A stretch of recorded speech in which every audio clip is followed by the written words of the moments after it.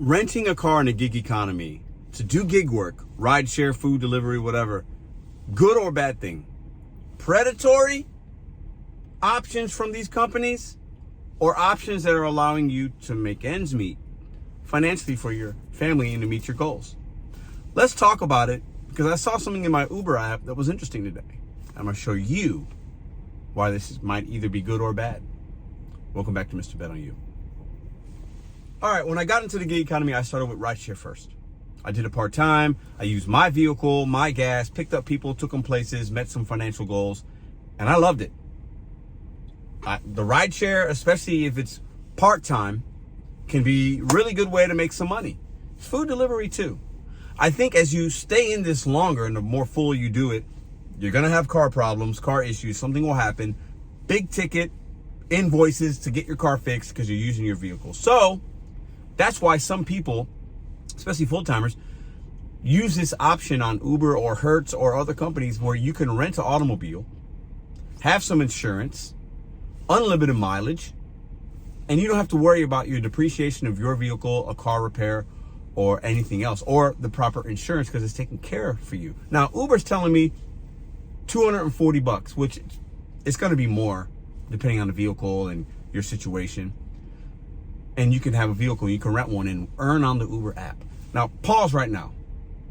Leave a comment in this video. I'm gonna ask you two questions. One, have you ever rented a vehicle to do your gig work? And two, do you think this is a good idea? Let's say it costs you $250. Automatically, you gotta work one day. And that's a good day in the gig economy, $250 for most of us. You gotta work one day to cover the cost of that vehicle. Now that doesn't include your gas either. But you're working on a Monday and all day you're working just to cover that amount. So then you got to work Tuesday, Wednesday, whatever, the rest of the 6 days. Because I believe if you're going to use this option and rent a vehicle, you're full time. You're working a minimum 10 hours a day. You're working 6 or 7 days a week in order to make it worth it. Because if you're spending $250 to rent an automobile, you also have your fuel cost, which is going to be another $250, $300 depending on the vehicle if you're full time. So there's 2 days that you've worked and you've made no money. So you got to work another 5 or 4 days in order to cover it. Now, if those days are each $250, $300 days because you're full time is going to be the only people that would do this. If you're doing it part time, you're not renting an automobile.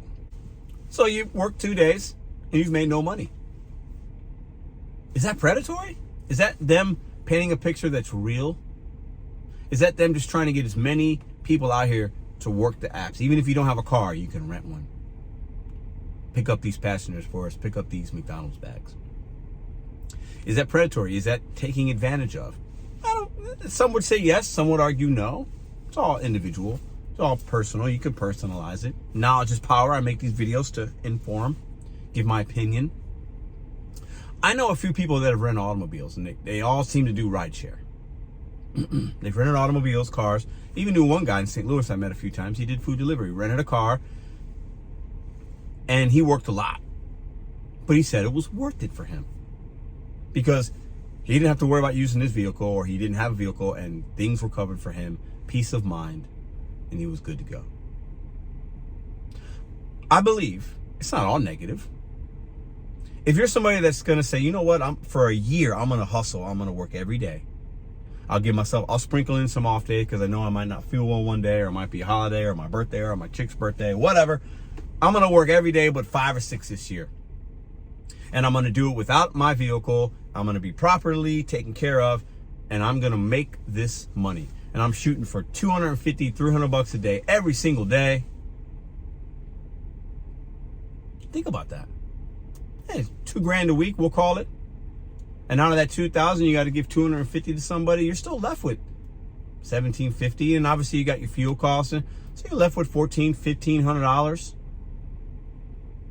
You worked every day, but hey, take that number and compound that over the year. You might be able to stack some paper, some money. You might be able to pay down some debt. You might be able to stash some of that and buy yourself a new automobile at the end of the year.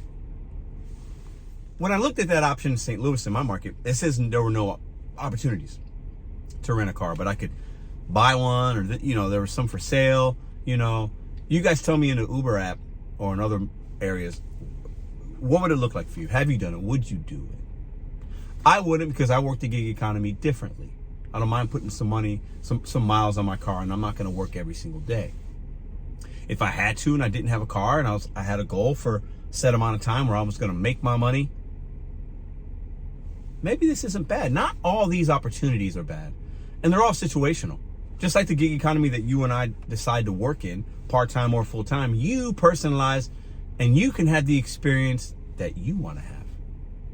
Because I do know some people that rent cars and they seem to do pretty well, but they're working a lot. Are you willing to trade more of your time for that money and get that large gross amount to where $250 a week is, it's a day's worth of work maybe, but I'm going to make it up. I'm going to be okay. Obviously, this isn't for part-timers, but for full-timers, I see there could be some situational benefits to it. Not all the opportunities are predatory from these companies. For all. For some, they are. You have to decide and make that decision. Does this work for me? Does it not work for me? But knowledge is power. Having all the things at your disposal, all the information, all the opportunity to make a good decision is the first part of working smart in the gig economy. Knowing your opportunities, knowing your options, sitting them down, looking at them and saying, I can do this. I probably shouldn't do that. This could be good. This could be bad. I'm going to try this out for a month and see what my true profits are. Not having to use your vehicle, there's benefits to that, especially in rideshare when you're putting a lot of mileage, wear and tear, people in your car, in and out, doing damaging things, throwing up. If it's not your vehicle, you're covered in a different way. It's different. So you guys tell me what you think about this. Good, bad. I want to hear from the people that have rented automobiles and for what amount of time, and what was it like? Is $240, $250 about right for a week? How much did you have to work in order to really make some good money? And am I wrong in thinking basically you're taking one full day and you're saying, whoop, I'm working for free today? Not for free, but you get what I'm saying. I'm paying down that debt. I'm paying down that debt in the beginning of the week, and then the rest of my week's going to be my money. Now, obviously, there's a lot of other things not figured in, taxes and this and that. You got to figure that in personally, because that's a personalized situation. But I can't see how I would ever rent a vehicle. But in my current situation, I don't need to. But it doesn't mean that I might not have to use this opportunity one day, or that you might not have to use this opportunity one day. Look at all the options, weigh them out. But the gig economy, I think, is best served for most of us if you do it for a certain amount of time, and you know what that is, and you get out at a certain amount, 6 months, a year, 2 years, 3 years, whatever it is, and you squeeze as much money out of your market as possible, and you leave. And if you don't have to use your car during that time, and you can make the money make sense, that's probably the best case scenario. I'll see you guys in the next video. Let me know what you think in this one about this from Uber.